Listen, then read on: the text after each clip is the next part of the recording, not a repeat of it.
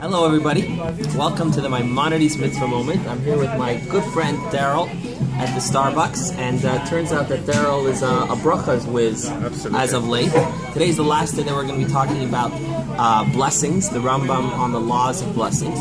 But just for a moment, today we'll talk about, in particular, the blessings, birkot hana'ah, the blessings that we make before deriving benefit for something, before or after eating something.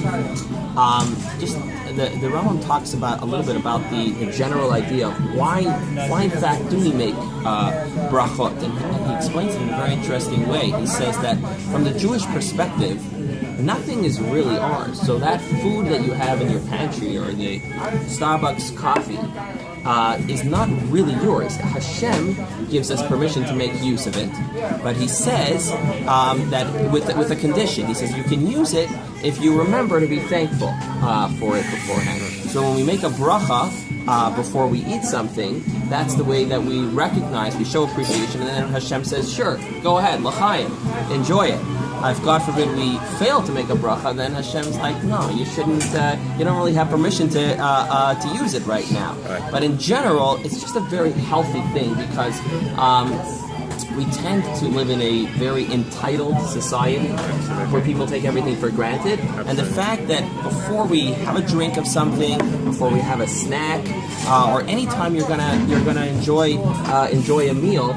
You take a few seconds to say, thank you, Hashem. Always a good idea. It's a wonderful, wonderful thing. Good idea.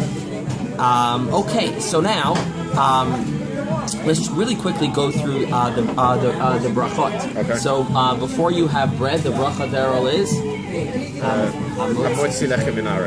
High five. All right, what if it's a grain-based product, but it's not bread, like a cookie? Minei mizanot. And that applies even if it's fresh baked pasta, like you said. Right. You did homemade pasta. You did that yesterday. Yeah. You actually made the pasta. I did. I would never be able to do that. What if it's something that grows directly from the ground? If it's a fruit from the tree? And it doesn't fall into any of those categories? All right.